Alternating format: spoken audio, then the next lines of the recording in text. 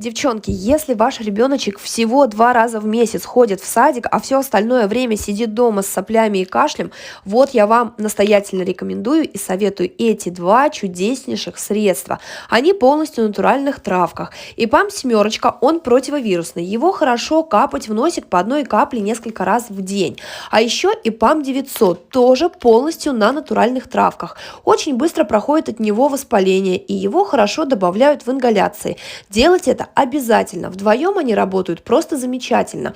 Запомните, пожалуйста, ИПАМ 900 очищает бронхи и легкие у ребенка, а ИПАМ 7 противовирусный. Перед садиком закапали носик по одной капельке,